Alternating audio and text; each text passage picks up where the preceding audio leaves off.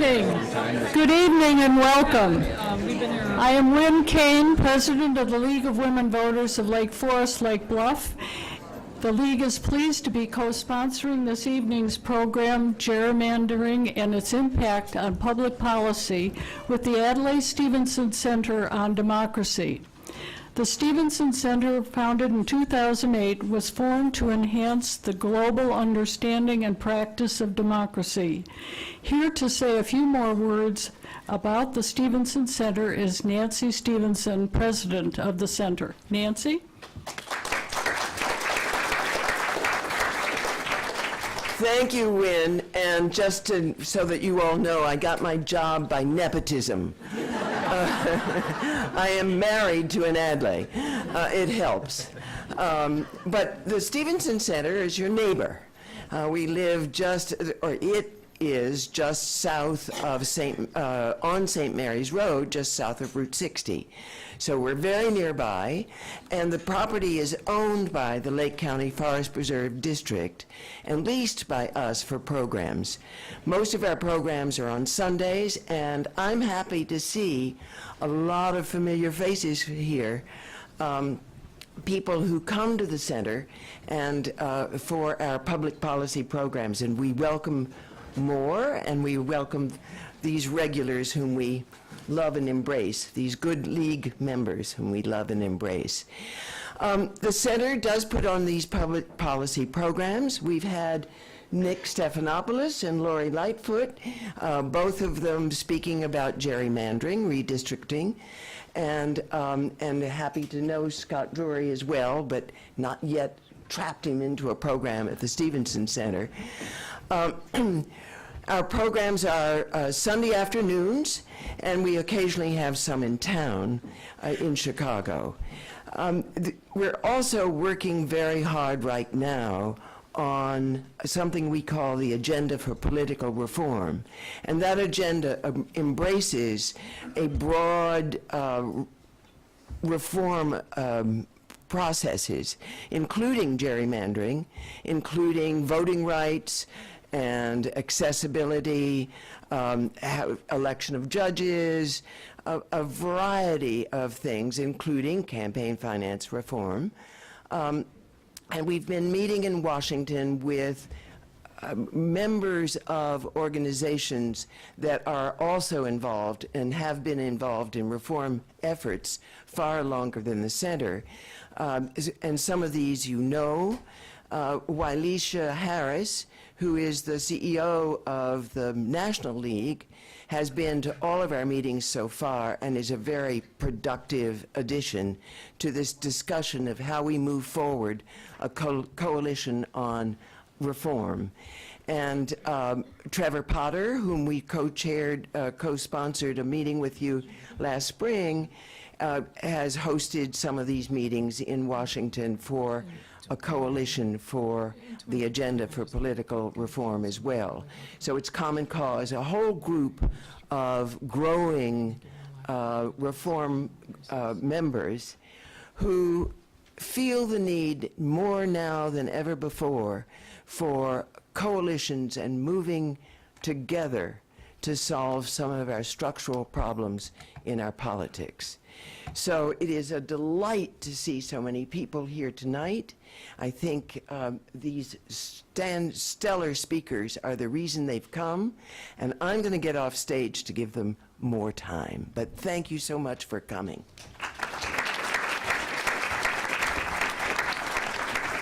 Thank you, Nancy.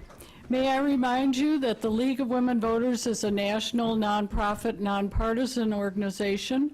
We do not endorse or support any political parties or candidates.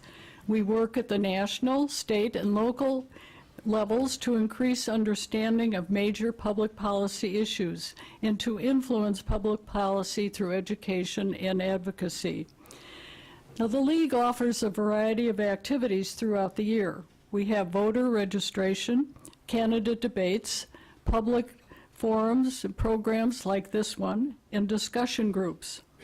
League membership is open to both men and women.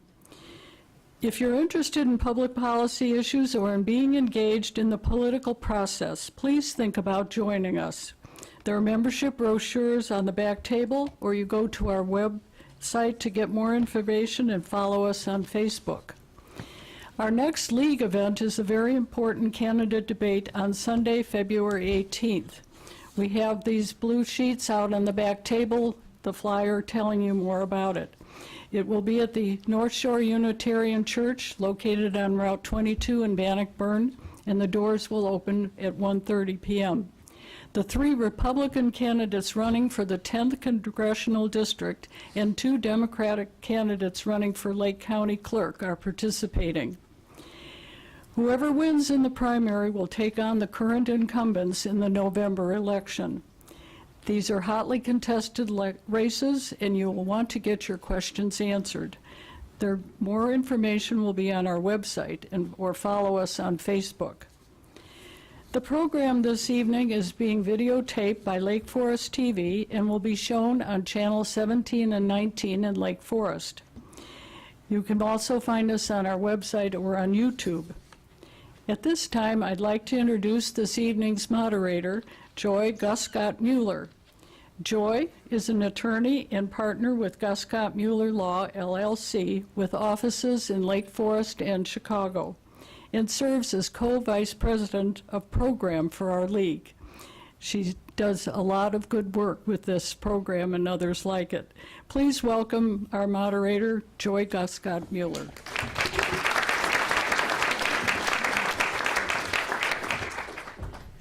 Well, good evening, everyone, and thank you for coming this evening. We're delighted to see such a great turnout. I'm also delighted to see many young people who look like they are possibly from an AP government class at the high school. And I want you to know that not only are men and women welcome to join the league, but people as young as 16 can join the league, and we have a special student rate. So think about it. And we do that because we know that the future of our democracy depends on the education and participation of our young people in the democracy now. So we hope you'll consider it, and thanks for coming. I'd also like to thank my fellow Vice Presidents Sharon Borg and Carol Gale for their help with this program, as well as, of course, the Stevenson Center and Nancy, who worked with us on this program, and we're very grateful. I'd also like to thank our volunteer team tonight and our board of directors. And I would also like to thank, of course, our speakers who are here this evening. We have here this evening Scott Drury. He is here tonight as our state representative from the 58th District. Lori Lightfoot, who is a partner at Mayor Brown and was counsel for the Illinois Coalition for Fair Maps. And University of Chicago professor Nicholas Stephanopoulos, who will not only be speaking about election law and gerrymandering in general, but will have specific knowledge for us tonight on the briefs that have been filed since he wrote them in the North Carolina and Wisconsin cases. So we are delighted and honored to have such a distinguished and knowledgeable panel on this subject. A housekeeping matter. When you registered and came in this evening, you may have taken an index card and a pencil. Our format here at the League of Women Voters, in order to have as many questions asked and answered as possible in the evening, is for you to write your questions on the card, and we will have volunteers walking up the aisle, and just raise your hand. They'll collect your question from you. Likewise, if you've run out of cards, you're full of questions tonight, or you didn't get one, also raise your hand and someone will come give you a blank card. So thank you for your questions in advance.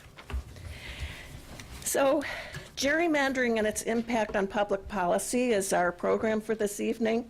It is part of the Making Democracy Work initiative that is taking place throughout the country by the League of Women Voters.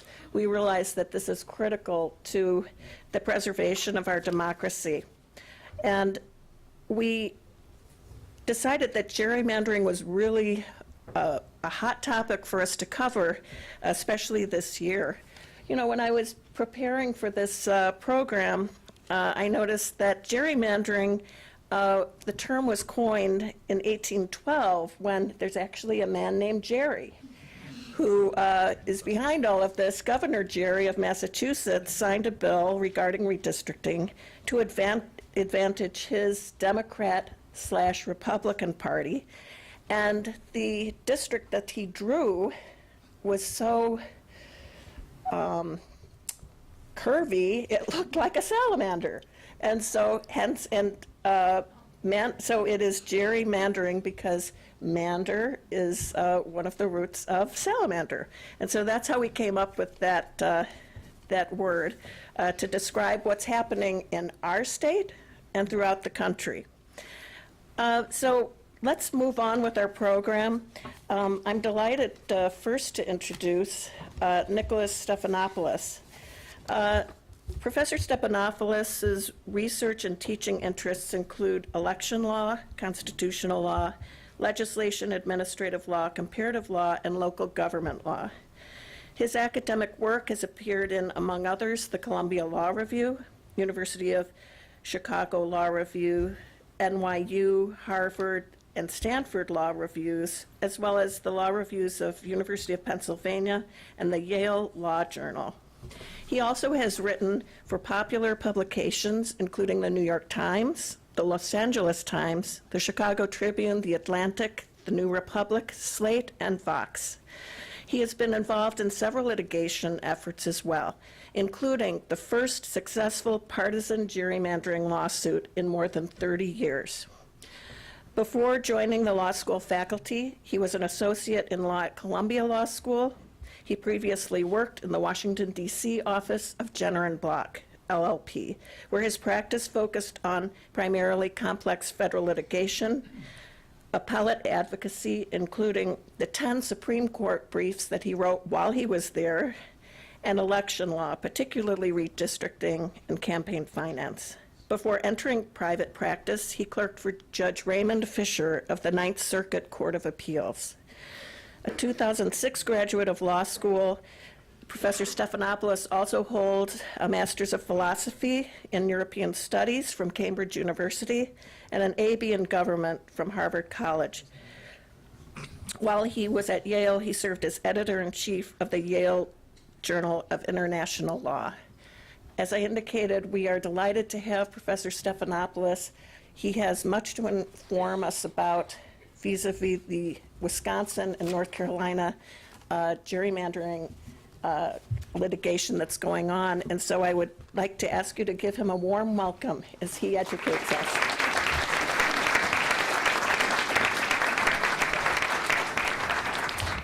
Thank you very much for that very generous introduction, and thanks also to the League of Women Voters and to the Stevenson Center for organizing this great event. I've got to say, as I work in the field of redistricting reform, I'm always working with the League of Women Voters in some capacity or another. The League was my client in the North Carolina case that the Joy referred to.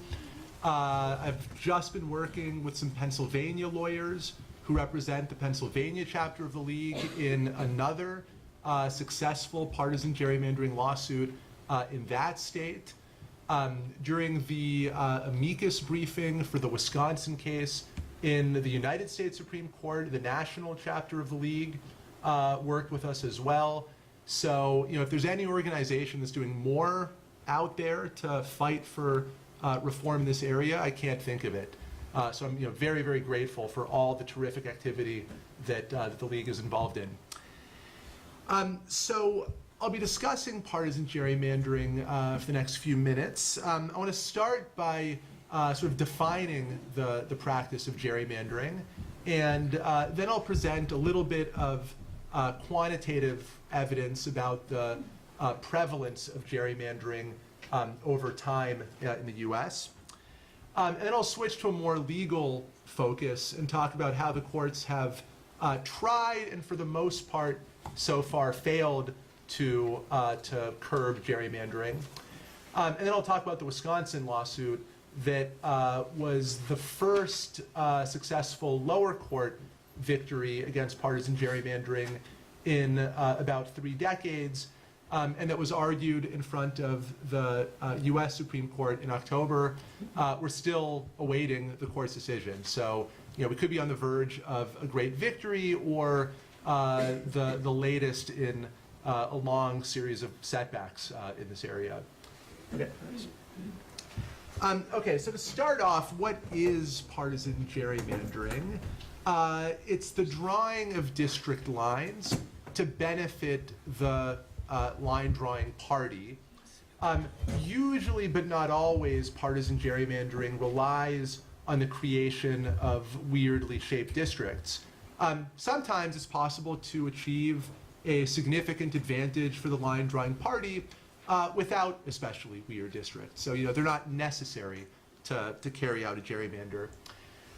What is always part of a gerrymander are 2 techniques that people call cracking and packing. Cracking refers to dividing the opposing side's voters among a large number of districts where their preferred candidates lose every single time by relatively narrow margins. Then packing, on the other hand, refers to over-concentrating the other side's voters in just a handful of districts where their preferred candidates win by overwhelming majorities. And this slide shows you a couple examples of cracking and packing. So here the Teal Party is the minority in the state, but by packing the Navy voters in 2 districts and then by cracking the Navy voters in the remaining 3 districts, the Teal Party is able to win 3 out of the 5 districts, despite the fact that statewide the Teal voters are the clear minority in this very rectangular and kind of boring state.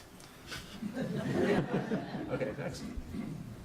So both cracking and packing produce votes that are wasted in the sense that they don't contribute to electing a candidate.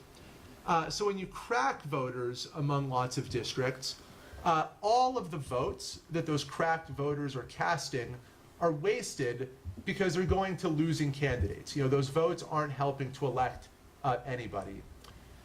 In the case of packing, not all of the votes that are cast for the winning candidate are wasted, but all of the votes cast above the 50% plus 1 threshold that you need to win a district are wasted. And so the secret of partisan gerrymandering, anywhere and everywhere, is to ensure that the opposing side is wasting a lot more votes than your side. You want them to be cracked and packed a lot more than your guys are cracked and packed, so that their total wasted votes are a lot bigger than your total number of wasted votes. Another way of saying basically the same thing is that if you're the gerrymanderer, you want your voters to win their districts by relatively narrow margins, wasting relatively few votes.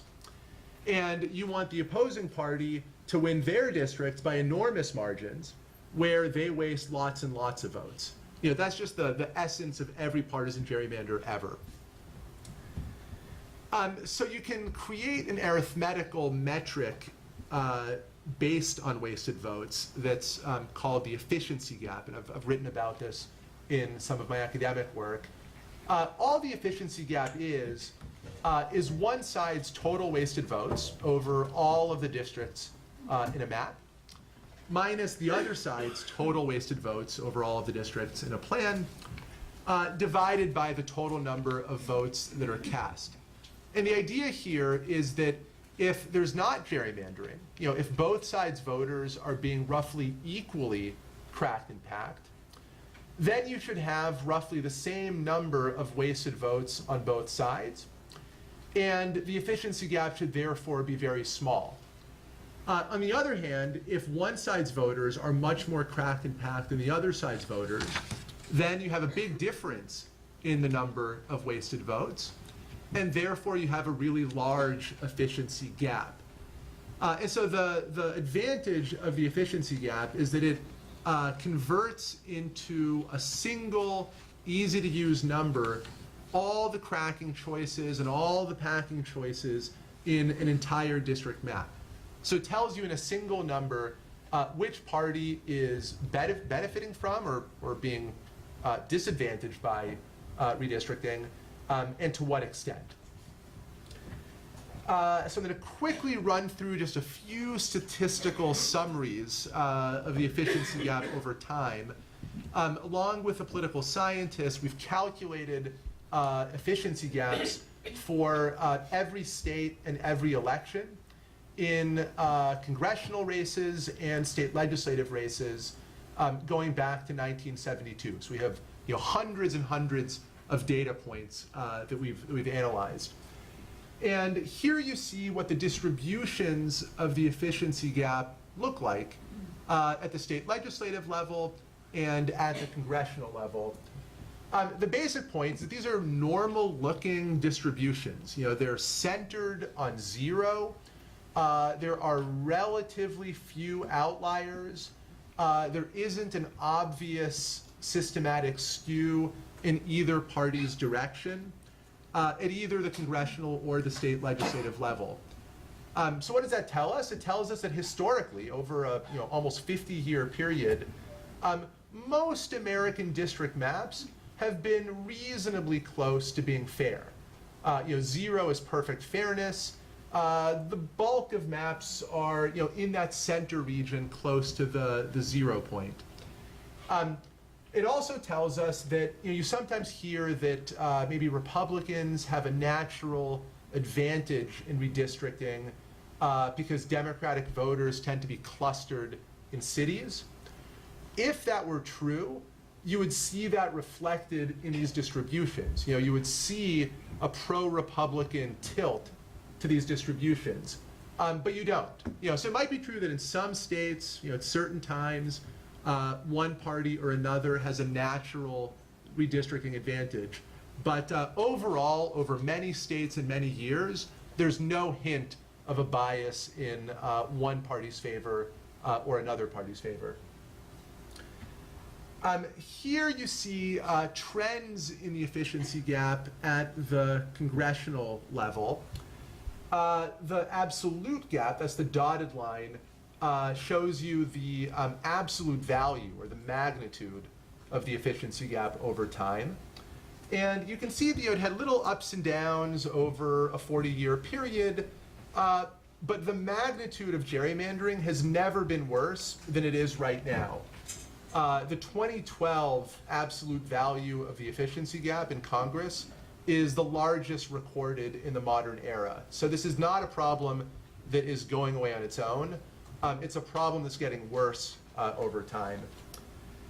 The net gap shows you the direction of the average efficiency gap over time.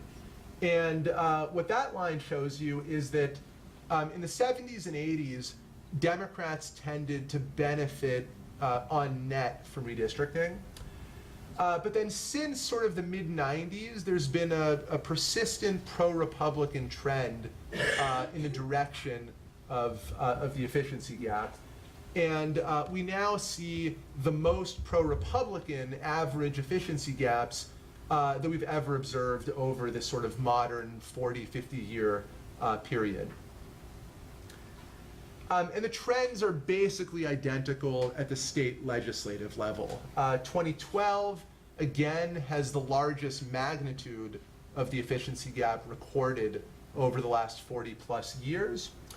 And we also have seen the same persistent movement in a pro-Republican direction over a number of decades. Okay, so that's, some just very quick statistics. I could throw lots more charts at you, but I thought I would, keep it to just a handful of those charts. Now, the takeaways are just that the severity of gerrymandering is worsening, and the direction of gerrymandering is becoming more pro-Republican over time. That's probably the two key takeaways for present purposes. So why does this matter? Why do we care about the efficiency gap? Why do we care about partisan gerrymandering? The simple answer is that through gerrymandering, a party is able to win more legislative power than it really deserves. You know, a party is able to win more seats, more control over the legislative agenda than is warranted by the party's actual appeal to voters. And Wisconsin, which I'll talk about in a minute, is a perfect example of this. You know, Wisconsin is a purple state, as purple as you can get. But yet, because of partisan gerrymandering, Wisconsin has had Republican supermajorities for the last 6 years. And those supermajorities haven't just sat there, they've passed laws. You know, they've cut funding for education, they've attacked unions, they've made it harder to vote in elections, and so on. And so because of partisan gerrymandering, you have a purple state whose policies are much more like those that you would get in a ruby red state. You know, that's the power of partisan gerrymandering. So the Supreme Court recognized this harm in a 1986 case called Davis v. Bandemer. The court said that political parties could sue if they're the victims of partisan gerrymandering. However, the Supreme Court set the bar for relief extraordinarily high in Bandemer.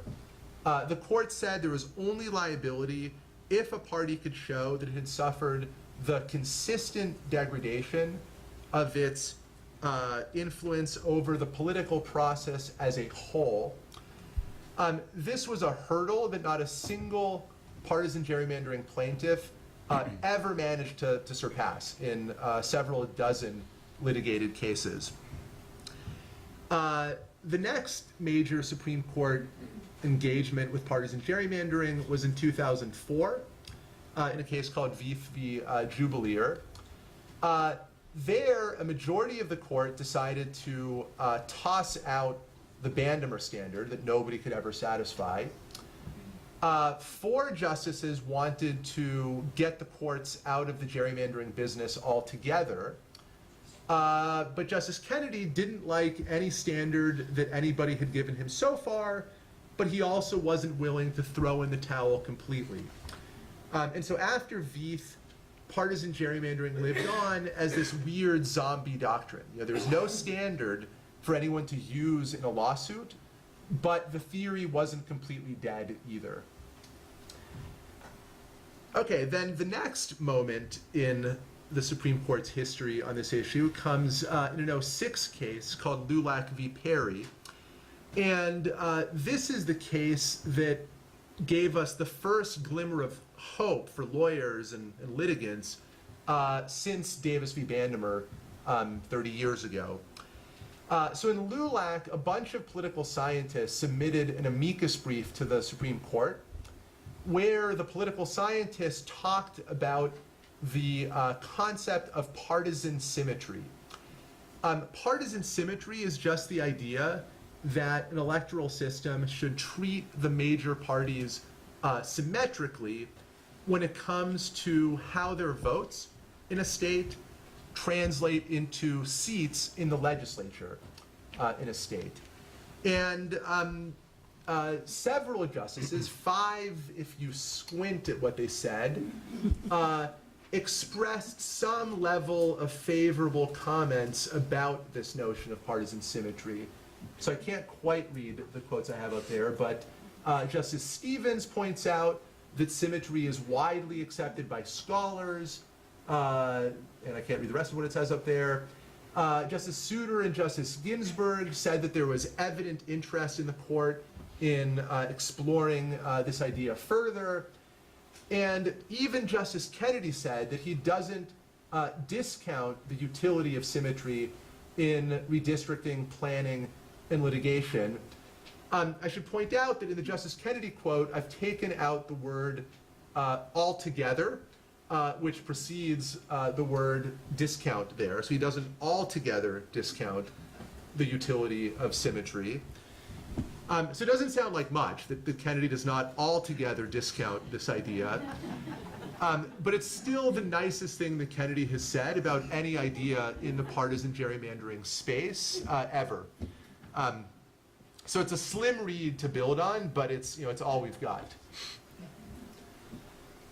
Okay, so this is where the Wisconsin lawsuit that I mentioned before comes in. A group of lawyers and I sued we represented a bunch of Democrats all across the state of Wisconsin, and we sued the state on a partisan symmetry-based theory for unconstitutional partisan gerrymandering. What's important to note here is that the efficiency gap that I was talking about before is a metric of partisan symmetry. What does it mean when you have an efficiency gap of 0? It means that a district map is treating the parties perfectly symmetrically in terms of how their votes translate into seats. So, the court in LULAC seemed to be opening the door to exactly this kind of a litigation strategy. However, the efficiency gap is not our entire proposed legal test. There are actually 3 parts to the test that we offered to the Wisconsin court and then the Supreme Court. The first prong is discriminatory intent. So was a map drawn with the purpose of benefiting one party and disadvantaging another party? Number 2, has the map exhibited a large and a durable partisan asymmetry? This is where the efficiency gap comes in, because it's a quantitative metric of partisan asymmetry. And number 3, is there any legitimate justification for the large asymmetry?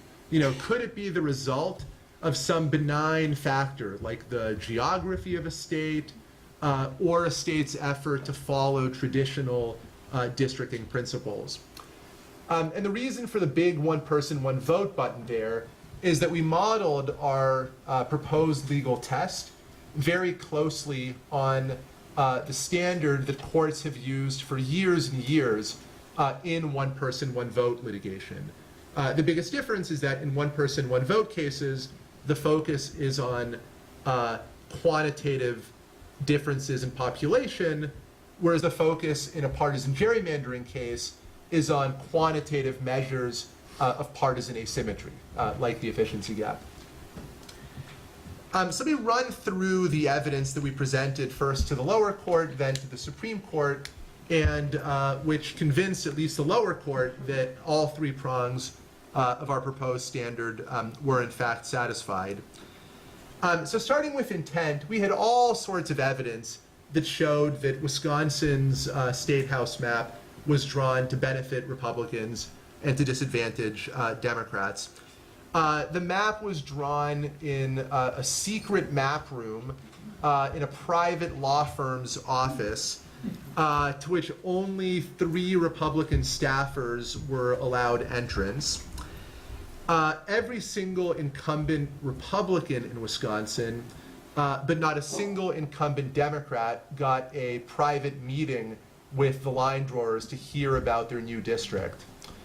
Every Republican, but not a single Democrat, also got a personalized memo that told them about the expected political performance of their district. In Discovery, we found a whole bunch of draft maps that had names like Joe Assertive, Tad Aggressive. And I'll tell you, Joe and Tad were the staffers that had entrance into the secret map room. Their last names were not Assertive and Aggressive. They hired a political scientist to do additional simulations and sensitivity testing to make sure that the Republican advantage would endure no matter what shifts took place in Wisconsin's electoral environment over the next decade. The chart there shows you how the predicted number of Republican seats increased over the course of the drafts that we discovered. So they began with something like 49 out of 99 Republican seats, and they steadily ratcheted up that number all the way to 59 out of 99. And mind you, 59 out of 99 Republican seats in an election where they expected Democrats to win more of the statewide vote they predicted Republicans would win about 3/5 of the seats in the state legislature. And then after they fine-tuned this map for something like 4 months in secret, it was revealed, debated, and enacted on pure party line votes in something like 6 or 7 days. Or maybe I'm forgetting exactly, it was 9 days, whatever it was. But almost instantaneously, very few chances for genuine debate. So that was our evidence on intent. What about effect? Well, it turns out in the 3 elections in which the Wisconsin map has been used, it has exhibited nearly record-setting efficiency gaps. They were 13% in 2012, 10% in 2014, 11% in 2016. For your reference, double-digit efficiency gaps are almost unheard of. And what they tell us is that Republicans in Wisconsin were winning anywhere from 10% to 13% more seats in the legislature than they would have under a symmetric or a neutral map.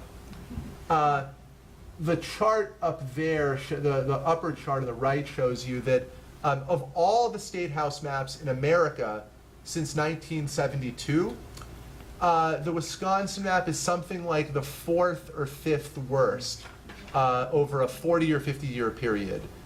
So, not only was there intent in spades, but this is, almost unprecedented magnitude of effect. And furthermore, we did all of this fancy political science testing to show that the Republican advantage would endure no matter what happened in Wisconsin politics. Republican wave, Democratic wave, close election, whatever it was, Republicans would keep getting their 60 or so seats in the legislature. They would keep their supermajority control under just about any possible electoral conditions. Okay, then the final part of our test is justification.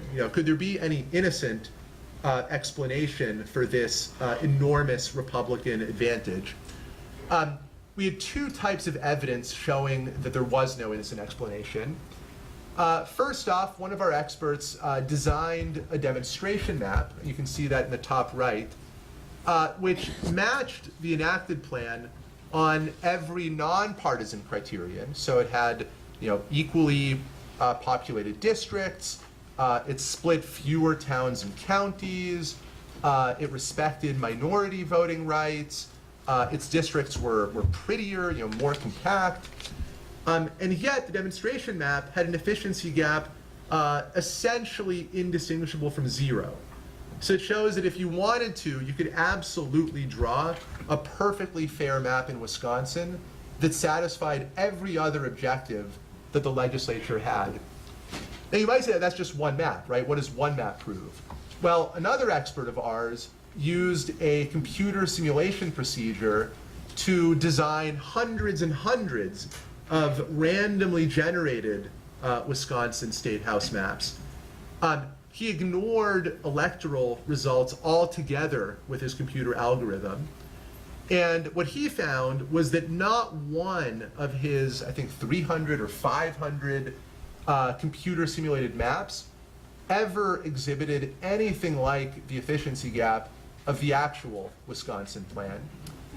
And in fact, the simulated maps had an average efficiency gap very close to 0. So if anything, the political geography of Wisconsin favors a neutral or a fair map, and the Republicans had to bend over backwards to achieve the enormous Republican advantage that they actually got. Okay, so that's all the facts in the case. Where does the case stand? Well, we sued 2.5 years ago. Our trial was in the spring of 2016. We got our lower court judgment in our favor right after the general election in 2016, so a little more than a year ago. The Supreme Court then agreed to hear the case, and oral argument took place in the Supreme Court in October. So it's now been about 3 months since the Whitford oral argument, and so a decision could come down at any point between now and the end of the court's term in June. And so, if we lose, it's the status quo, where partisan gerrymandering is permissible, and it's used to, really distort fundamental democratic values. If we win, it's not going to solve the problem of gerrymandering completely, but it might mean that there would finally be a judicial check on the most extreme abuses. There would be a way for courts to play a role in striking down, the outliers, the most offensive maps that are out there. Wouldn't make the problem go away, but it would eliminate some of the, the most extreme unfairness that we observe these days. And so I'll leave it at that, and I look forward to people's questions later on. Thanks.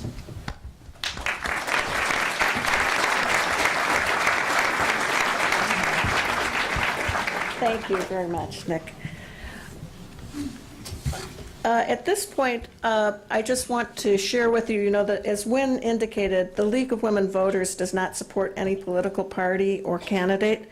However, we do take positions through an extensive consensus-building process throughout the country, and our position on gerrymandering is as follows.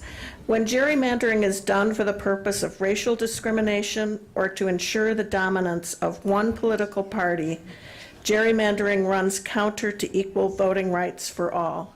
And for this reason, we are attempting to educate folks and advocate for the abolition of partisan and racial gerrymandering.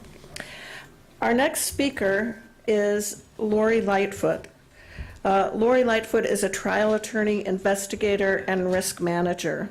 She has been committed to public service and social justice for her entire career, with more than 20 years' experience in the justice system and the government sector. Lori has served as a trial attorney, investigator, and risk manager. She currently is a partner with the law firm of Mayer Brown, LLP, based in the Chicago office, and handles a range of client matters, such as complex commercial litigation, internal investigation, as well as criminal defense. You may have also read about Lori as she was appointed as president of the Chicago Police Board by Chicago Mayor Rahm Emanuel in June of 2015 and was approved by the Chicago City Council in July of 2015. Both as a civil litigator and as an assistant U.S. attorney in the criminal division of the U.S. Attorney's Office for the Northern District of Illinois, Lori has tried more than 20 federal and state jury and bench trials. She has also argued cases in state and federal appellate courts, and she has successfully conducted numerous internal investigations. In addition, Lori has considerable experience in instituting risk management and compliance practices for municipal government departments such as police, procurement, emergency management, and homeland security and risk management services. From 2000 to 2005, Lori worked with the City of Chicago as interim first deputy procurement officer, Department of Procurement Services, general counsel, and chief of staff, Office of Emergency Management and Communications, and chief administrator. You may also have read about Lori's work as she was appointed to head the Chicago Police Accountability Task Force to make recommendations regarding the conduct of Chicago Police Department. And she has also coordinated joint investigations with state and federal criminal authorities and facilitated the implementation of new compliance and risk management systems. Lori is a graduate of the University of Chicago Law School, and we asked her to come this evening because she is also known for her work as counsel for the Independent Maps Coalition, which is an initiative taken here in the state of Illinois to get an amendment to the state constitution to prohibit maps that are that gerrymander for partisan purposes. That initiative was recently ruled unconstitutional by the Illinois Supreme Court. Lori's going to share with us what she learned in that and what we can learn from her on another route to attempting to get fair maps by initiatives, ballot initiatives. So please join me in extending a warm welcome to Lori Lightfoot.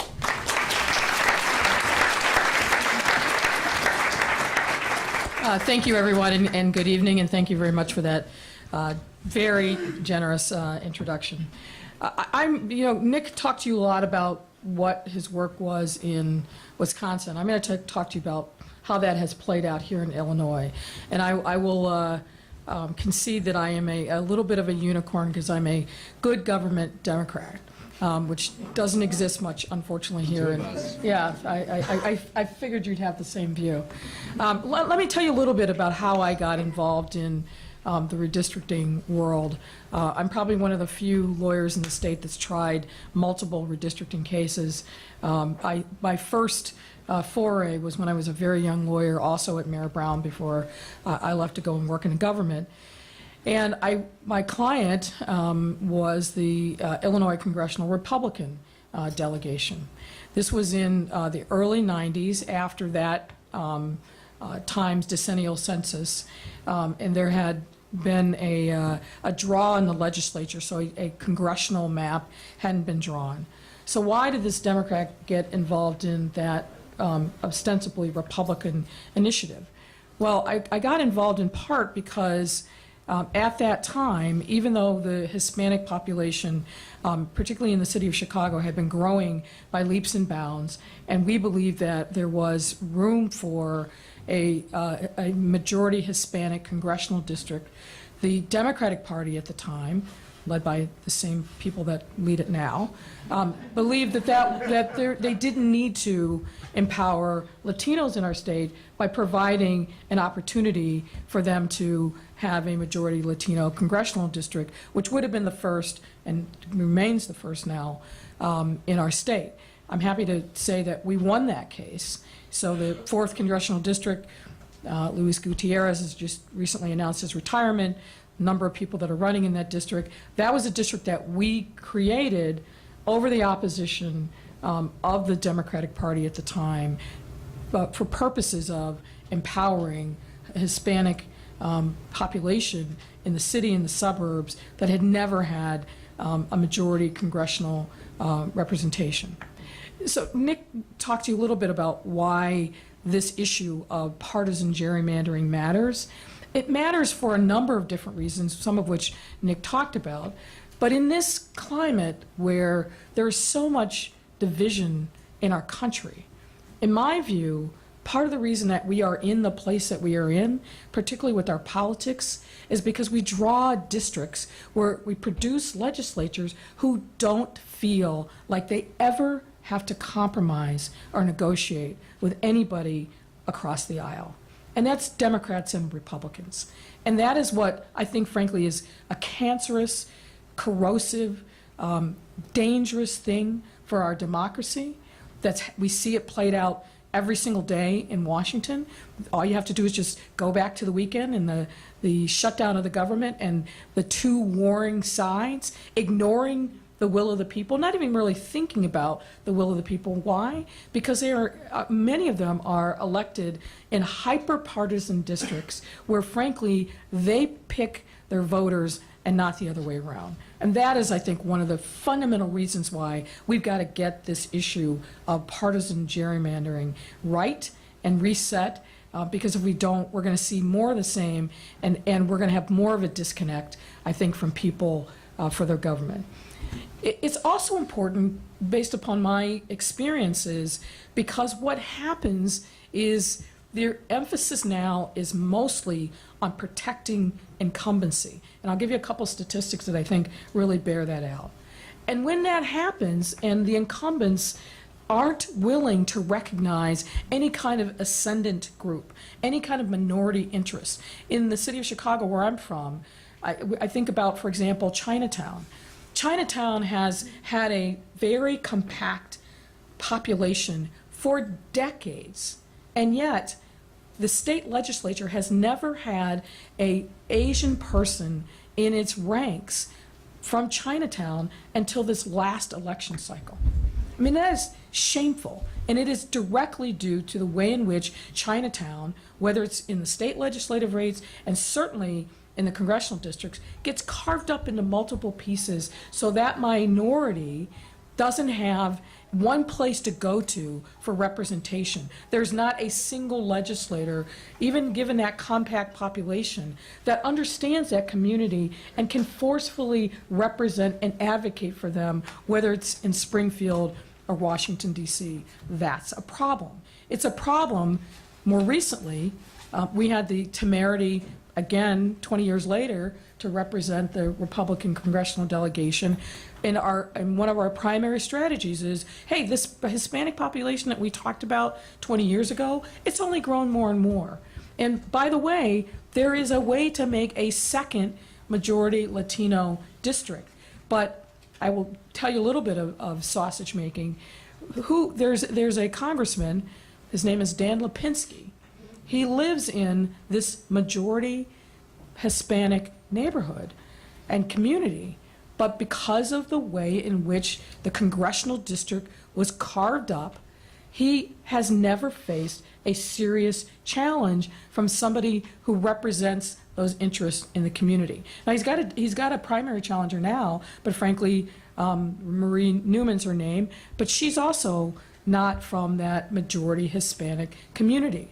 And when we brought that second case against the Illinois Democratic Party and ended up involving the Democratic National Committee and the Democratic Congressional Campaign Committee, what we found is at the very beginning of this redistricting process, his father, Mr. Old Man Lipinski, I'm forgetting his first name, went to Springfield, had a meeting with Mike Madigan, and lo and behold, the one priority that was documented in emails, because they were foolish and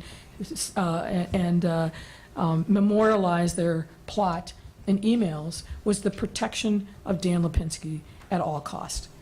And what that cost was again, that community having somebody who doesn't represent them, who doesn't vote their interest, and in fact is probably one of the most conservative, anti-immigrant Democrats, maybe in the country, and certainly in our state. So this isn't, for me, a Democrat or Republican thing. It's about fundamental fairness and making sure that people feel a connection to the democratic, small d, democratic institutions of government, and they feel like government works for them and not works against them. So to me, this issue is critically important if we are going to make government work for us, and we're going to elect legislators, whether it's a state, federal, or frankly in any other districts that are drawn up. In the city of Chicago, I could talk about the mess of the aldermanic maps. But we have elected officials who are not responsive to the needs of their constituents because they don't have to be, because they're protected. So incumbency protection for the majority party that gets to draw the map is really what's driving a lot of, I think, the problems in redistricting issues. So let me talk to you about the fair maps process. I'm going to go back a little bit because there have been a number of recent efforts, and frankly in 2012, some of you may know, the League of Women Voters was very much involved as a lead plaintiff in that initiative. Fell short. Tried again in 2014, which is where I first got involved at the state level. There was the proposal was to put a constitutional amendment on the ballot for people to decide whether or not there would be a citizens committee to draw legislative districts. Now, this has been done, for example, in California, also been done in Colorado and other places with success. But this was a radical idea in Illinois. Why? Because the powers that be did not want to give up the reins of power. They did not want to bring all of us, and God forbid, and have us have an opportunity to make a difference in the way that we chose not only to design the map, but the people who are going to be running for us, make those districts competitive, and by making them more competitive, make them more responsive to the constituencies in these geographic areas. So this was going right at the heart of the democratic power structure in our state. when we tried this in 2014, there's a ridiculously high number of petitions that have to be circulated and valid signatures that the state board has to recognize. It's based on a percentage of what the last year's elections were. And frankly, that initiative fell short. So we were doing, and this process really works on parallel tracks. You've got to get all the petition signatures so that you're in the game, and the State Board of Elections certifies the signatures so that the proposed amendment can actually get on the ballot. But of course, because we're going right at the heart of the power structure, there's always a court challenge. So when we tried this in 2014, as I said, the signature process fell short. We also fell short with the court case, but it was actually in some ways a good news story. We had a state court judge by the name of Mary Mikva, who's now an appellate court judge, very smart person, a Supreme Court clerk. She's the daughter of the now deceased Abe Mikva, but she did something for us in that her written decision that was we thought was very helpful. Now, she could have simply just said, this is unconstitutional, here's the reasons why, and ended her opinion. But what she did, which I think was helpful, is she took on all the arguments that were advanced by the Democratic Party's counsel and dismissed all of them, and then gave us some clues as to what a constitutional amendment should be. So, we're smart folks, right? We took the clues, and a number of people came back together. Nick's wife, Ruth, was part of that effort. And we drafted what we thought was a constitutional amendment that met the metes and bounds that were defined by Judge Mikva's opinion. We got the signatures right this time. It was really an incredible campaign. Over 300,000 people across the state donated and supported the efforts. Maybe some of you here in this room. We had well over the number of valid signatures, and frankly, whereas in the 2014 process, there was a successful challenge to the signatures, we did such a good job at getting these signatures collected that the state Democratic Party didn't even bother to try to challenge it because that part was airtight. But we still had the court case. So once again, we were back in front of a Cook County state court judge who we were a little nervous about, and who ultimately denied granted the challenge and said that the amendment was unconstitutional. And I will tell you, I've read that opinion many times and I still can't, frankly, decipher it. So that was not a huge surprise. We asked then for the Supreme Court to take the challenge on an expedited basis, which they agreed to. Now, if any of you we ultimately lost in front of the Illinois Supreme Court on a party line vote. If any of you have read that opinion, if you haven't, I'd encourage you to do it. It's because it's very interesting.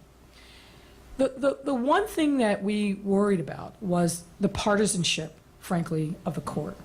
Now, the court's been interesting over the last few years, particularly in the area of pensions, where I think they've played it straight and looked at the Constitution, interpreted.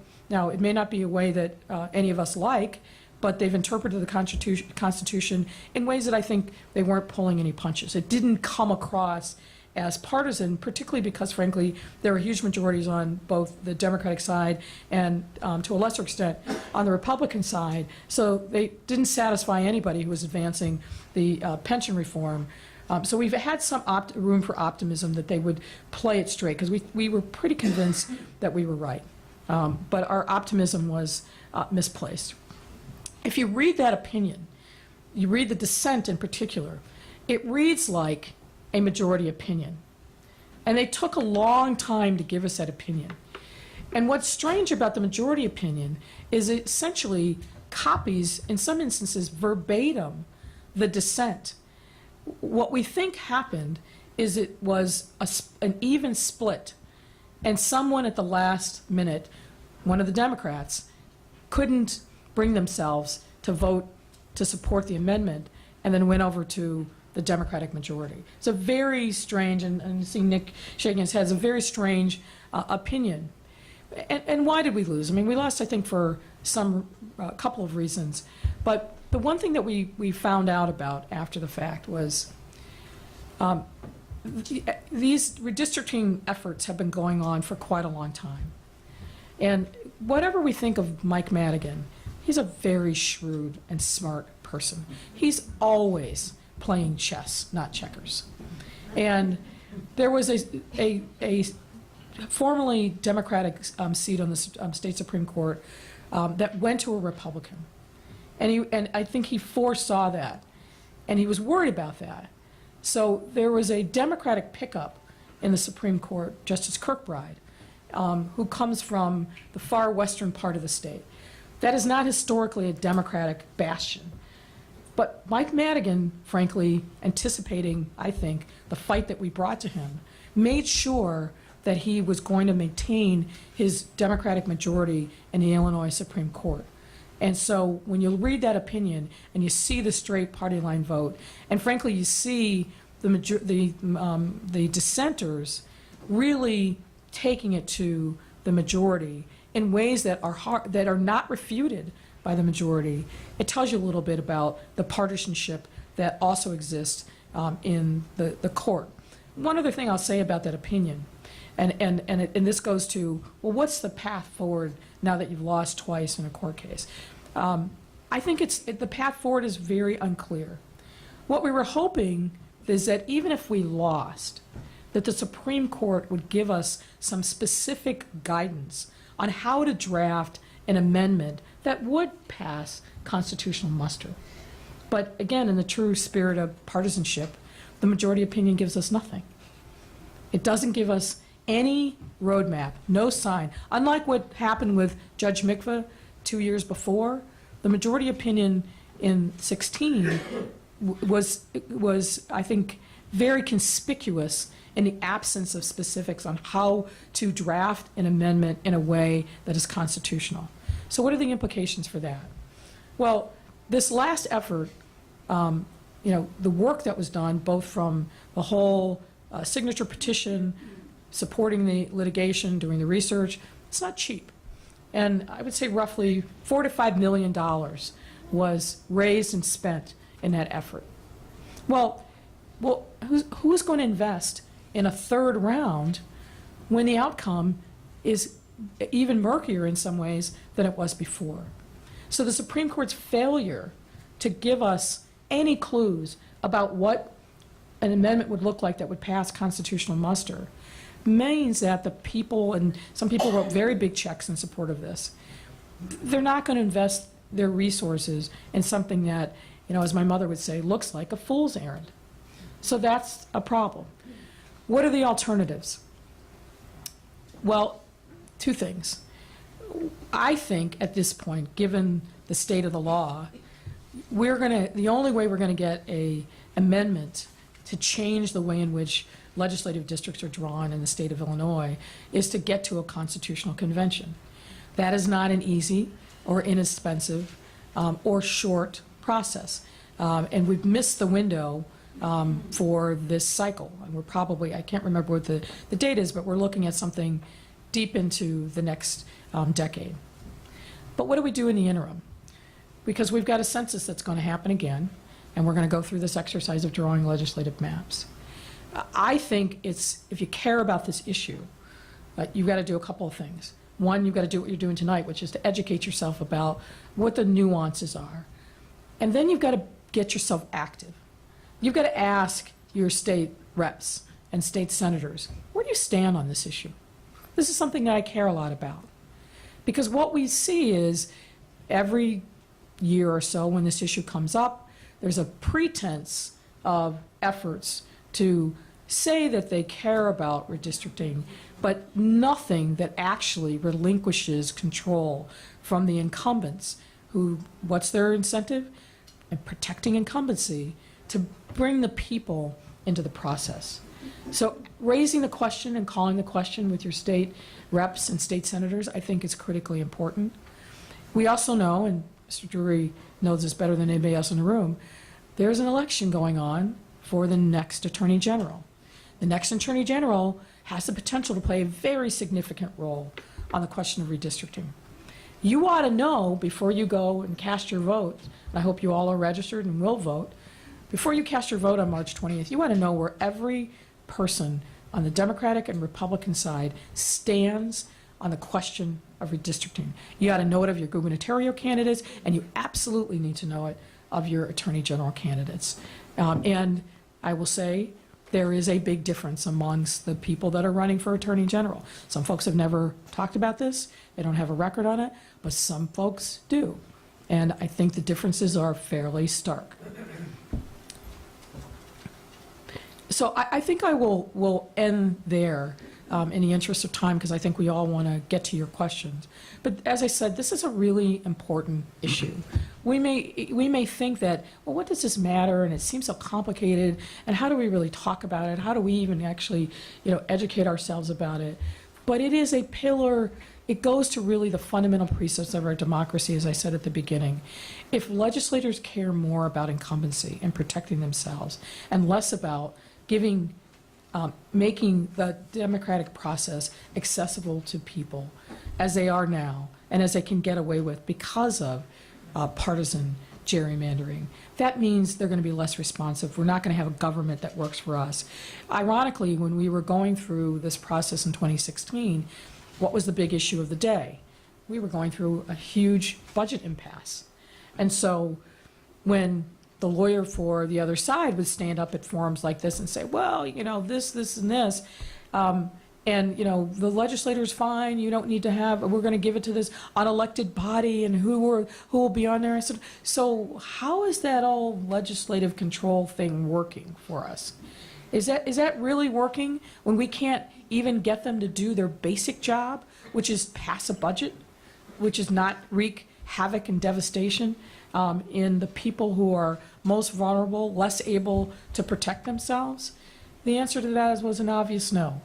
And if we don't do something to solve this problem in Illinois, what we saw in the 2 years of the budget impasse is a precursor to the future. It's going to happen again. It's going to be worse. And you're going to have more and more people who are going to not care about what happens with their government. And that leaves an opening for people who have their own selfish agenda, but not the agenda for all of us. So I'll end there. And I look forward to your questions.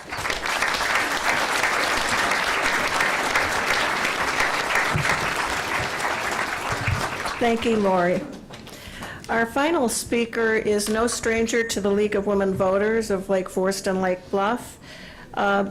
Scott Drury was elected to the Illinois House of Representatives in 2012 and currently serves as the state representative for the 58th District in Illinois, which includes Lake Forest and Lake Bluff. During his time, he has served from 2015 to 2016 as vice chairman of the House Criminal Judiciary Committee. Scott, before joining the House, served as an assistant U.S. attorney in Chicago and worked in private practice as well. Scott also has vast experience as a civil litigator and worked at Sacknoff Weaver Limited, which later merged into one of the world's largest law firms.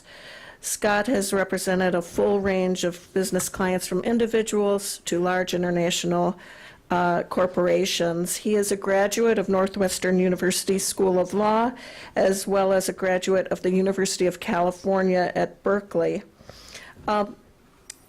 We asked Scott to come speak this evening because Scott, as a state representative, was one of 2 Democrats to join with 15 Republicans to file an amicus brief with 65 legislators from states throughout the country to speak in favor of fair maps. And so in the case that Nick was talking about, Scott joined in a bipartisan effort to file that brief. And so we have him here this evening as our state representative to not only talk a little bit about that, but also how maps that are gerrymandered for racial or for partisan purposes impact his ability as a legislator to enact public policy that's for the common good.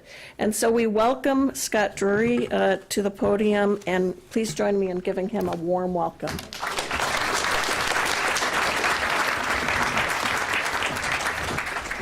I'm going to stand only because I need to stand up and stretch. If anyone else wants to stand, feel free to do that. Can we just go to the next slide? It's really great to be here. It's great to be home. I've been traveling a ton, and it's great to be in Lake Forest. And it's really great to be on a panel where I don't think I am going to have the gloomiest news for you.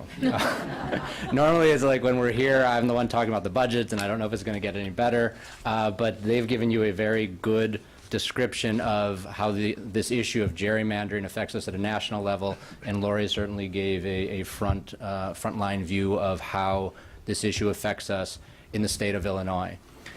The single most important thing that I believe can change Illinois government going forward in a positive way is not term limits, and it's not campaign finance reform. Those are very important things, but I think where you can have the most immediate impact, and it can be done more quickly, is having fair maps. And I'll say that again. The single most important thing that we can do to have better government in the state of Illinois is to have fair maps. And so what does that mean?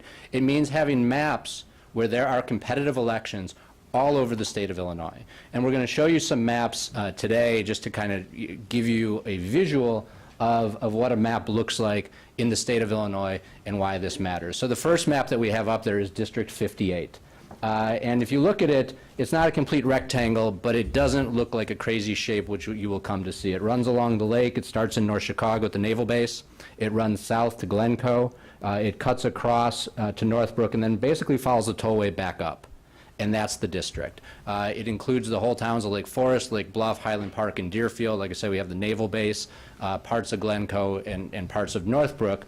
And if you were to look at election returns in the 3 races that I've run, you would see that I've been in 3 close races. But you would also see in 2014, in District 58, I won the district that year, I think, by 9%. If I'm wrong by a percent or so, don't shoot me. But that same district, District 58, Governor Quinn, the Democrat, lost by almost 30%. And that same district, District 58, Brad Schneider, who was running for the 10th Congressional District, which encompasses all the 58th District, he lost by 0.5 percentage point. So in the same district, you had a Democrat state rep win by 9, you had a Democratic gubernatorial candidate lose by 30, and you had a Democratic congressional candidate lose by 0.5. The district is purple, which is why I wore my purple tie tonight. But what does that mean? It means that when I'm voting, when I'm going to Springfield, I know that every 2 years, there is going to be someone looking over my shoulder challenging me on my votes. And sometimes people say, well, that makes me too conservative. Sometimes people say, that's really great, we appreciate the work you're doing. But what it really means is that I have to represent you, right? I have to be a representative who represents your interests on a daily basis, because if I don't, if I go off the rails to the left, then this district isn't going to want me. And they're going to throw me out, and there's going to be another person who takes my place. And I think that's great. I mean, personally, I hate it. Okay, I should.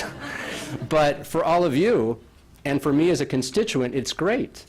Because you know that if you come to my office, you can have a chance of getting the results you want.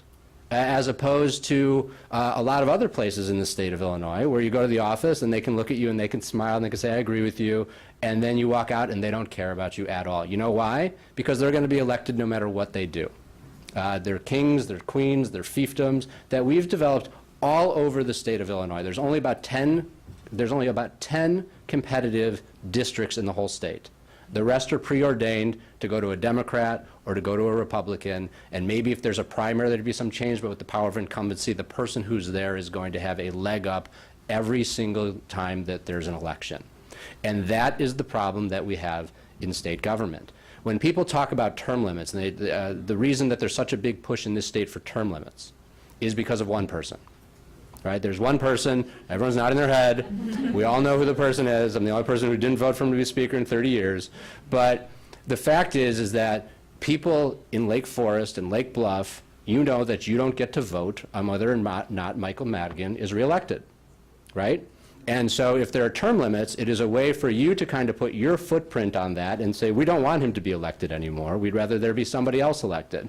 Well, another way that you can get at that in a more democratic way, because I do believe that local constituents should be electing their representatives, another way you can get at that is to have competitive elections, right? If there was someone who was really running against him, then you might be able to get him out of office. Now, what did he do? They tried to run someone against him 2 years ago. And it was a Hispanic gentleman, Jason Gonzalez. And as soon as he filed, 2 other Hispanic gentlemen filed as well. They didn't run campaigns, but they all 3 of them had Hispanic names in a Hispanic district, and an Irish guy won. And there's a federal lawsuit about that, about discrimination. But if the districts were more fair, then we immediately would have better elections. So if we just go to the next slide. So that's District 58, that's ours. Now I just want to show you some other districts. District 5, that's a district in the city that basically, runs from north to south. Now, there may be racial reasons for doing that.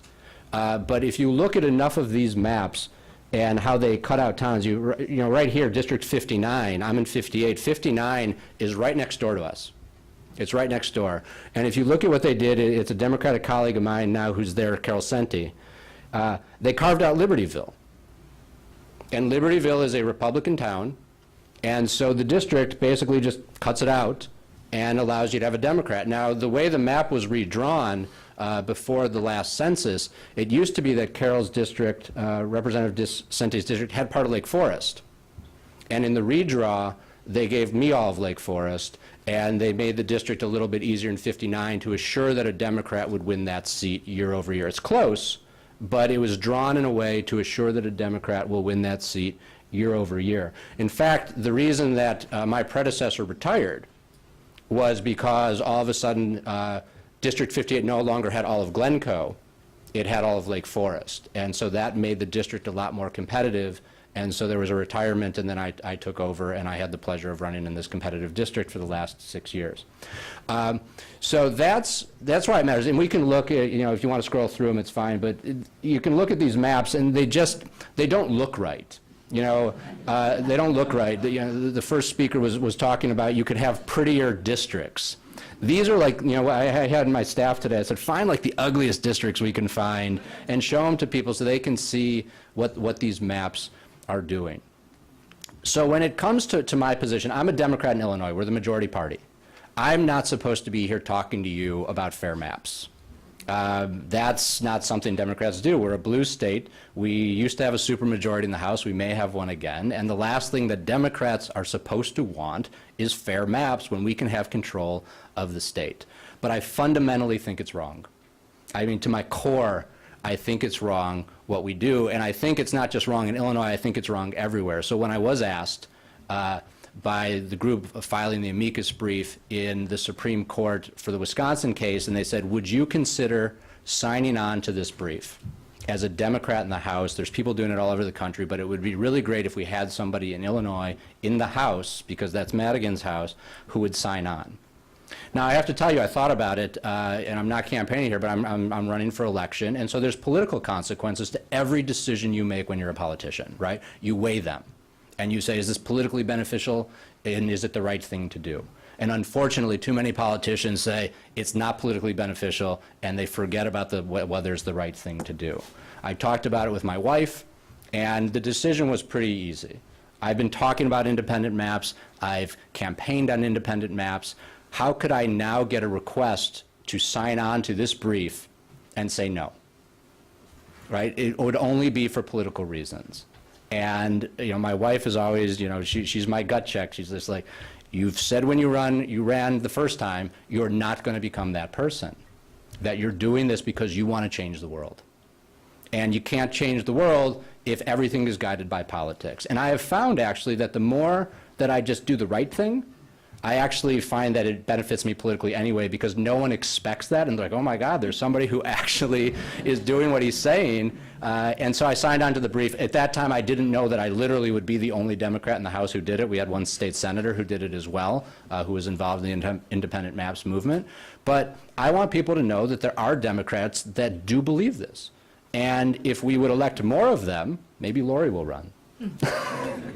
If we elect more of them, then we could make this real change that we need to make in the state of Illinois. And so that was my reason for doing it. And even in the efforts in 2014 and 2016, there are a lot of politicians who come around and they say, oh, I'm for independent maps, and they do a mailer. But when those campaigns would come around and they'll say, will you endorse this? Will you endorse fair maps and independent maps? And I forget all the different names. You would go to the website and you would try to find how many of these people actually had signed on publicly to let anybody really know they were behind it. And so there I probably wasn't the only Democrat in the House, but I was probably like one of three.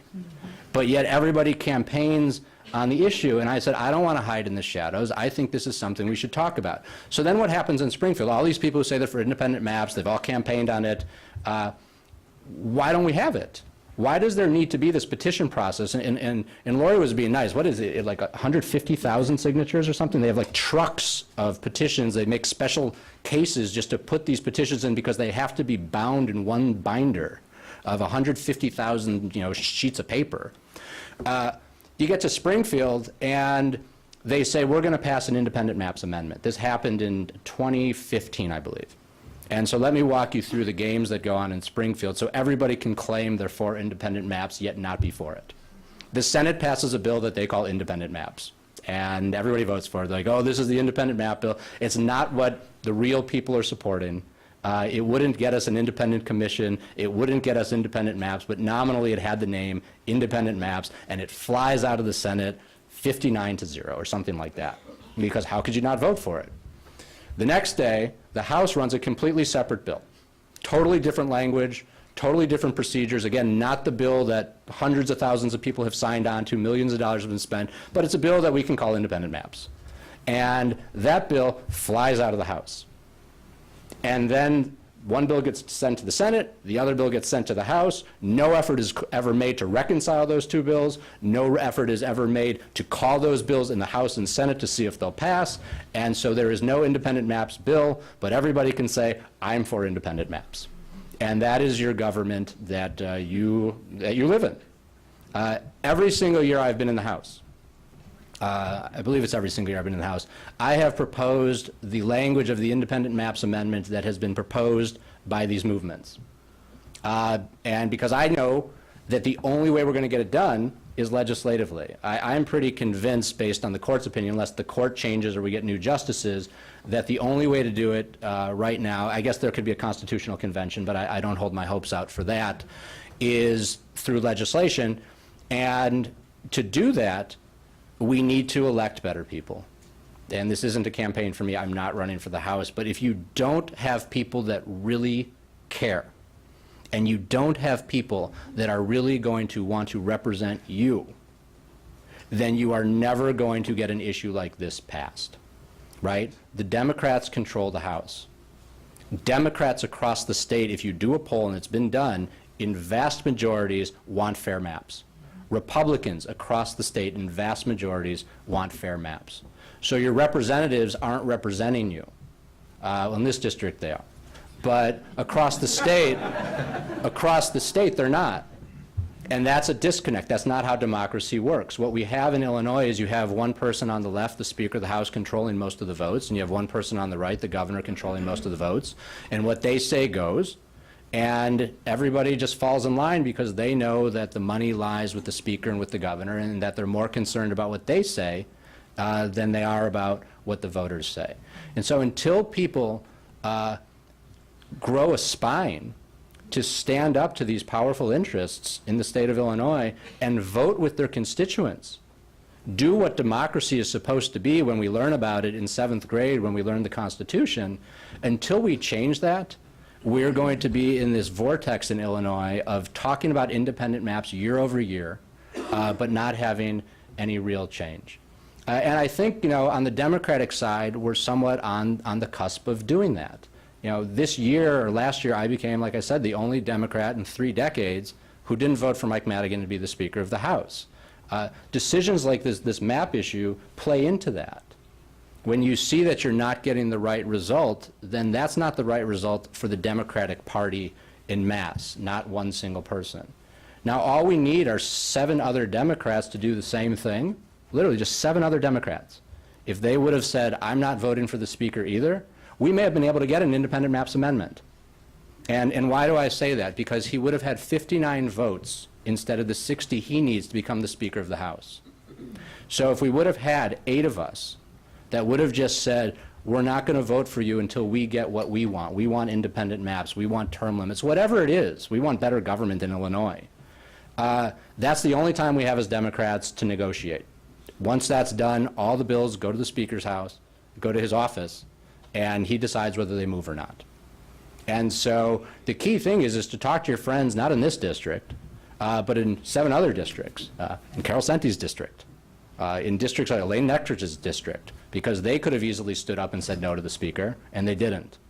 And I could name you 15 people that should absolutely vote no on that vote, and there would be no penalty to them at all from their constituents. They would be praised.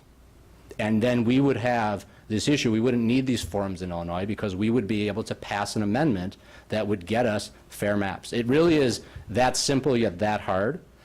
So I want to thank everybody. I mean, this is an awesome turnout on any night, but this is a great turnout. It's an important issue that I could talk about forever. But I do want to get to your questions. But I just wanted to give you some boots on the ground about how this really works in Springfield and what we need to do as you know, soldiers to change this issue and get us where we want to be. Thanks so much.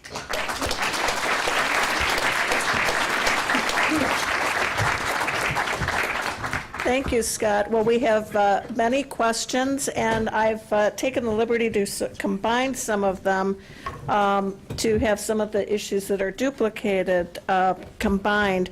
So let's, you know, we've heard a lot about the Wisconsin gerrymandering, and we've heard a lot about Illinois gerrymandering. And so to the panel, in combining these questions, the question is, how do they compare in terms of the level of partisanship? So is Illinois partisan? Is it hyper-partisan? How do they compare with regard to the efficiency gap? So if you could address that, anyone who would like to on the panel? That's a Nick question. Yeah. So it turns out Illinois is not that bad in terms of all of these quantitative metrics because, you know, it's a blue state that has a blue state legislature. You know, it's not a purple state, it's not a red state with a Democratic congressional delegation or state legislature.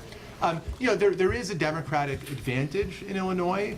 The map is not perfectly neutral. It's, you know, it's skewed a bit in a Democratic direction.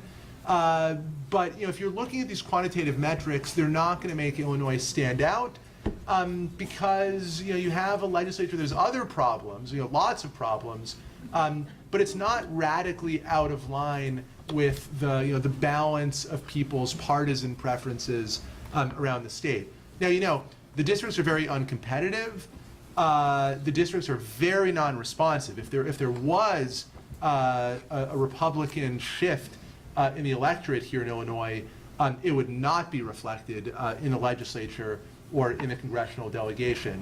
But in typical years when Democrats are winning a majority of the statewide vote, you would think they also ought to win a majority of the state legislature and a majority of the congressional delegation. And by and large, that's what happens. So, you know, Illinois is not an outlier in terms of the efficiency gap or any others of these metrics. And if I can just to add a slightly different approach to the answer. The problem, though, is that what's happened in Illinois is that people don't run for office. And that number has consistently gone up.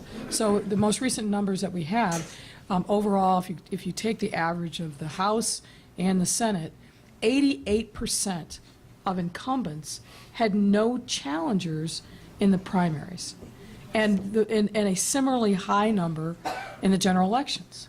So what we see is people have given up. And there's a lot of factors that go into obviously why people don't choose to run for office. Maybe sanity being one of them, right? No offense. You're right. But one of the big problems is if you are a challenger, if you feel like your representative isn't responsive, when you look at what is it going to take for me to be the David taking on Goliath, am I going to have the money? Am I going to be able to run? Or if I'm in a different party than the incumbent. It is a very tough climb when that district is hyper-partisan. And I'll just add one thing about, this district. There's going to be an election for District 58, because I'm not running again. And, the party has its pick. And I tried long and hard to find somebody who I thought would be independent and represent the district the way that I've been representing it, because it's been unique, and I've taken punches for it, but I don't regret a single moment of what I've done. And there is an uncontested primary. And it's because people were scared of where's the money going to come from and how am I going to raise it, and I can't fund it. I'm not wealthy like that. I could say I could try to help. I could campaign for you, but the parties in Illinois, I was saying, are so controlled and dominated by money, and people don't think they have a say in it. And then when you have people that have been entrenched in these parties in office for so long, no one's going to run because you can't get them out. It seems insurmountable. And it's not just in a faraway land in Cook County. It's right here in District 58. And so I am relatively confident that District 58 in 2019 is going to fall right back just like every other district. It's not going to be an outlier in terms of having a representative who represents you. It's going to be somebody who represents the party, and every now and then that will fall in line with what you want. And that makes me sick, because I worked really hard to show people that you can do it the right way and get reelected. But that's why I come to these forums to speak out, and I think that's why it's important just to change this whole dynamic.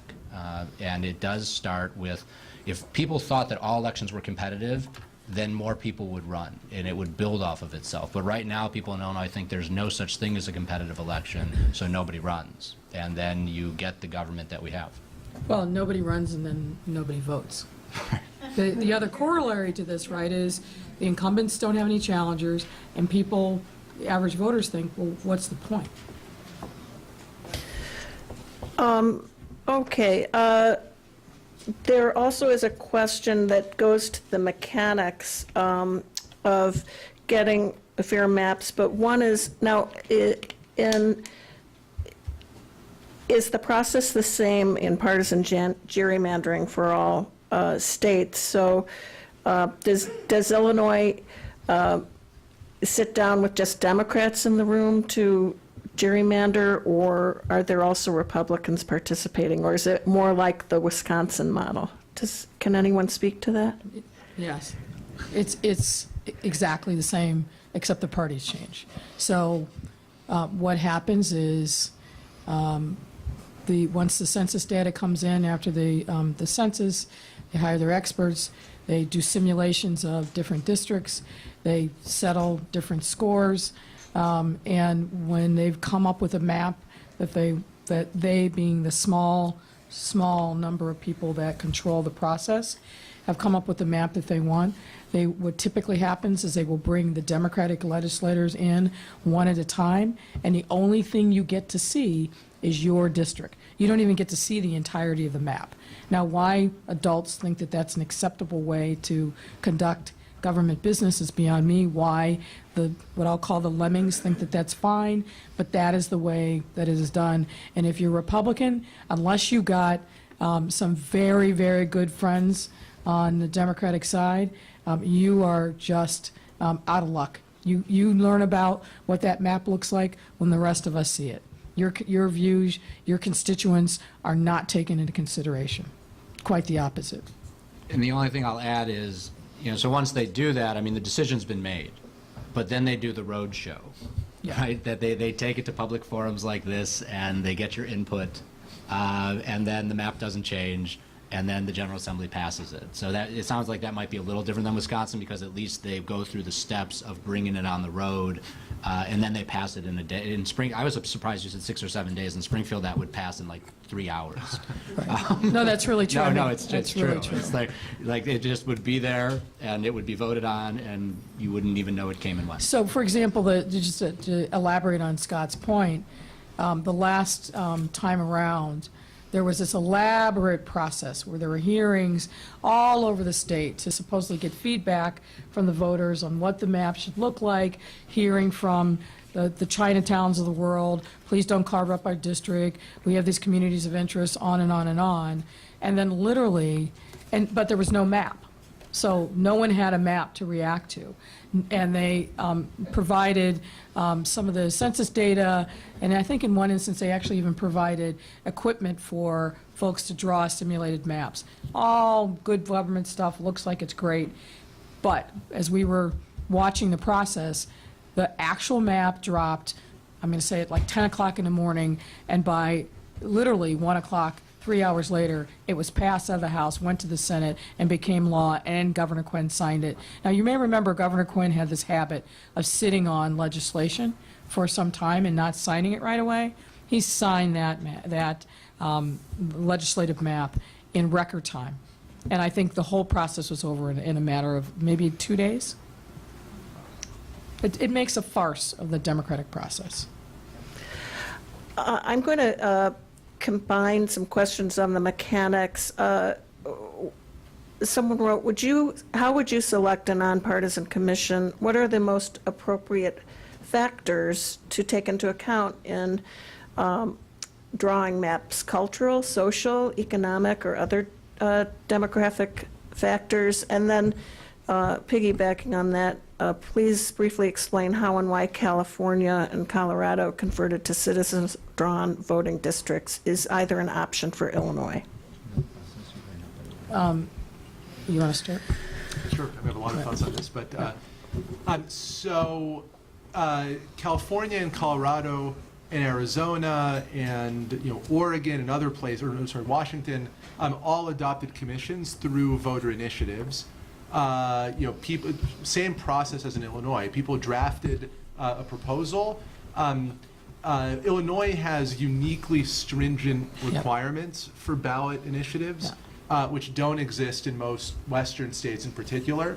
And so there aren't the same legal hurdles for getting a measure on the ballot in Arizona, California, and lots of other places. So there, if you get the right number of signatures, you're on the ballot. There's no separate court case to struggle through.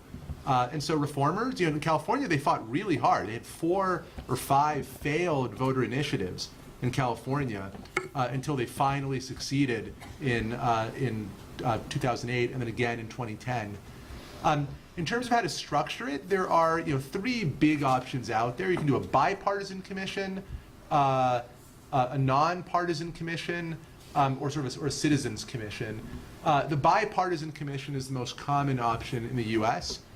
There you have roughly you have equal numbers of appointees by both parties, and then that even number of commissioners gets together and chooses a tiebreaker. So that's the most common American model. It's still pretty political because it means that the legislative leaders typically are the ones picking these partisan appointees, but at least you're not going to get a partisan gerrymander out of a bipartisan commission. You might get uncompetitive districts, all sorts of other problems, but you won't get a partisan gerrymander. Iowa has the best example of a nonpartisan, more technocratic commission, where it's expert government officials. It's an agency that does the legislative drafting. That's the most common model in other countries too. And then California is the pioneer with this citizen commission idea. So in California, individual people write essays basically about why they would make excellent commissioners. The Secretary of State's office in California, maybe it's the Auditor General, I forget which office it is. There's I think it's the Auditor General. It's the Auditor General in California. They screen these essays, they pick the best 100 of them, and then there's a lottery among the 100 finalists to pick the 14 or so actual members of the commission. The time they did this, they got the former head of the United States Census on the California Citizens Commission. They got 2 or 3 law professors, like an exceptionally distinguished group of commissioners, and it worked really well in California. So I had doubts going in, but I was pretty impressed by the output that they got in California. And I will just add that the proposal that we put forth the last time here in Illinois was very much modeled after the California model. We have a couple of questions on the efficiency gap, which is the metric that Nick developed and the courts have considered in their analysis of these cases. What are the limitations of the efficiency gap? Can it be manipulated? Is it easily verifiable? And do you feel that the efficiency gap will change in 2018 nationally to reflect a non-normative distribution curve, which has not been present in the past years? Okay. Some math person had that question. Sounds like it. Those are great questions about it. So drawbacks, any of the drawbacks of the efficiency gap will apply to the whole family of quantitative metrics that are trying to capture the severity of partisan gerrymandering. One drawback is that these metrics change from election to election. So it's not like I can tell you that Illinois has an efficiency gap of X.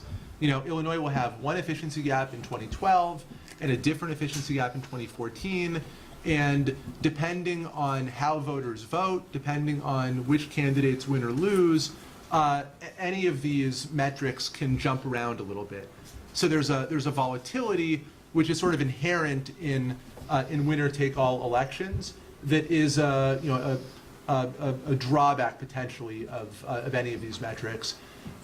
You also can't predict any of these metrics perfectly in advance. Until you know the election results, you can't know what efficiency gap you're going to see.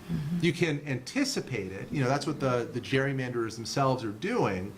But there's always a bit of a disjunction between what you're predicting and what you end up observing on election day. So for example, in 2018, I don't know what efficiency gaps different states are going to exhibit. I can predict pretty confidently that unless there is a massive Democratic wave, we are probably on pace to see the worst and most pro-Republican efficiency gaps ever recorded in 2018. If you think 2018 will be a pretty good or even a very good Democratic year, we're going to see astronomical pro-Republican efficiency gaps. Only if you have like a Watergate wave or so are you going to start overcoming the gerrymanders in a lot of the country and start seeing more neutral outcomes. These two questions address the Supreme Court's consideration of the Gilvey-Whitford case and possibly North Carolina case. Will the Supreme Court combine the Wisconsin and North Carolina cases for decision? And could you comment on Justice Roberts' reference to sociological gobbledygook? I took that very personally. I felt like he was, insulting my work. I was sitting right there, It was, That's not when he nice. said that. My co-author got singled out by name by Justice Alito. Alito pulled out my co-author's original political science paper and said, Eric McGee himself, concedes, blah, blah, blah. So, if McGee himself says this, how on earth can the plaintiff still make this argument? In response to Roberts, this isn't actually very difficult. It's algebra. It's not regressions. It's not fancy matrices. It's just addition, multiplication, subtraction, and it's exactly what the line drawers themselves are doing. So if the line drawers can do it, and and we had the records of them doing it in Wisconsin, why can't the plaintiffs do it? Why can't the lawyers do it? Why can't the courts do it also? It's the exact same arithmetic that is being done by those who are trying to gerrymander. In terms of the sequencing of cases, North Carolina is probably too late to be heard this term by the court. It'll probably be held and either summarily affirmed or reversed based on the Wisconsin case, or held for argument in the next term. There's a Maryland case that is being heard this term by the Supreme Court as well. Argument in that case is scheduled for March now. And what's weird in Maryland is that it's a single district case. So the plaintiffs in Maryland are only arguing that a single congressional district is a partisan gerrymander. So I think that's sort of what's unique and potentially problematic about the Maryland case. What does it mean to partisan gerrymander a district? you partisan gerrymander a map because you want a statewide advantage for your party. Districts are sort of fungible. They're the pieces of the jigsaw puzzle, but I mean, I sort of find the idea of a partisan gerrymander of a district sort of incoherent. But that's their theory, and they'll be trying it out in a month or two. Thank you. And then our final series of questions are, as someone said, give us hope, please. So, That's not a question. so I'm going to sort of combine these. If the status quo remains following the Gill v. Whitford decision, are there other effective ways we can pursue to end partisan gerrymandering? What can an average citizen do to stop the obvious influence of gerrymandering? Is it feasible to push for another state referendum, asking voters if they want to vote for independent, nonpartisan-based system to set voting districts? And how does an effort to eliminate the Electoral College interface with this concept? That's the kitchen sink, Well, folks. I won't take on the Electoral College question, but I think it's going to be very difficult to change the course unless there, as I said earlier, there's a constitutional convention, which is no small task, or, as Scott alluded to, the legislatures themselves have the opportunity to change it. They don't face the same kind of thresholds of getting petitions and court challenges in the same way, but that means we have to actually have a legislator that understands the issue, that is responsive to citizens, and willing, frankly, to go against an entrenched leadership. And I'm not seeing huge profiles encouraged there. If individual legislators, I think, heard loud and clear from their constituents that this was a litmus test issue, and that's, again, I think, a tall order, then we might be able to change the calculus.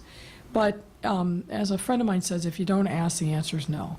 I think that we have got to do a multitude of things, but not the least of which is call the question, and to call out the sham voting that Scott described. Because voting for a proposal that you know has absolutely no possibility of passage, and more to the point, really doesn't get at any of the reforms that are necessary to bring the people into the process and not can perpetuate the status quo where the legislators have sole control, and really not even the entire legislators, because what I've seen in looking at the email traffic and looking how the sausage is made, it's really about 2 or 3 members of the General Assembly in total that control the entire process. So saying that that is not what you sent them to Springfield for, in the loudest possible voice, making them be accountable for those kinds of, probably the most charitable thing I can say in this crowd, those kinds of shenanigans, that's, to me, the only path that I see realistically to change the issue. As I said, it was $4 million of a lot of blood, sweat, and tears, people writing big checks, people writing small checks, 300,000 people across the state who spoke in a very loud voice that they wanted a different path, and they got completely ignored. That's got to change. And I largely agree with that. I mean, I think the problem with this issue and getting a critical mass of people that really want to change it is a very in-the-weeds issue for educated voters, right? We have so many people here tonight, and I've always appreciated representing this district because I can have conversations like this at forums. But not everybody is thinking about partisan gerrymandering on Wednesday or Thursday nights. And when you look at how the General Assembly in Illinois, and I think across the country and nationally, what they respond to, it's a scandal, it's a crisis, and we do something. So the Me Too movement, right? 5 months ago, 6 months ago, there was sexual assault and sexual harassment going on, but it hadn't made it into the newspapers. But then it made its way into the newspapers, and then it made its way to Springfield.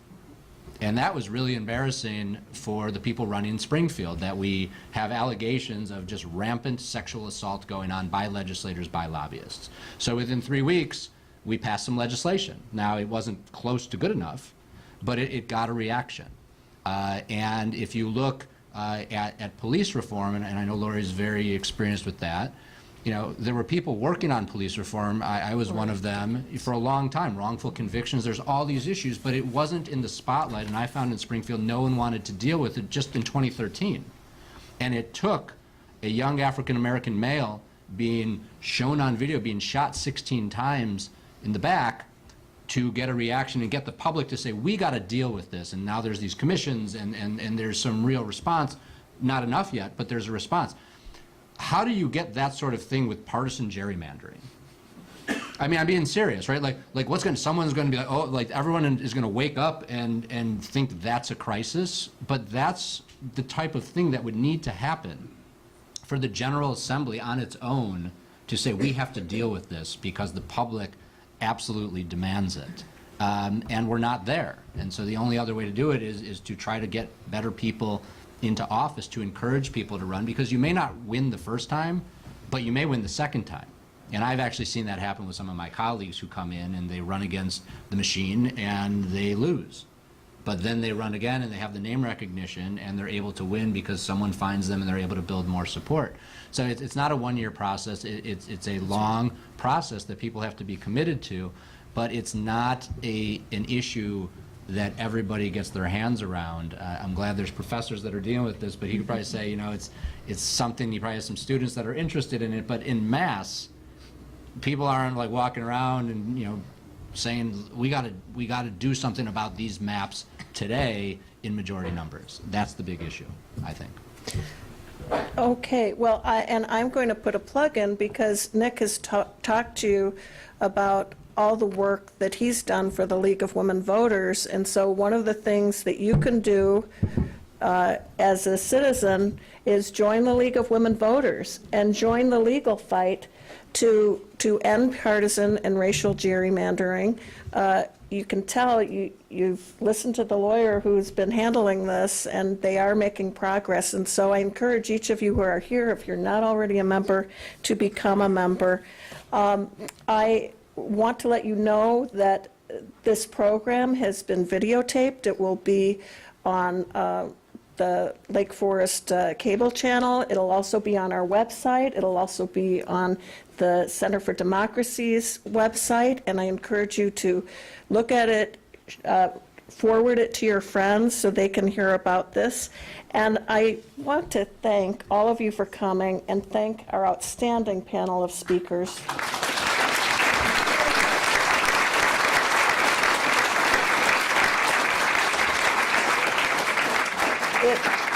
It's been a privilege to moderate this panel and to hear what you have to say. Thank you for your generous contribution of time. Lori Lightfoot, Scott Drury, Nick Stephanopoulos. Thank you to you all. Have a good evening. Safe travels home.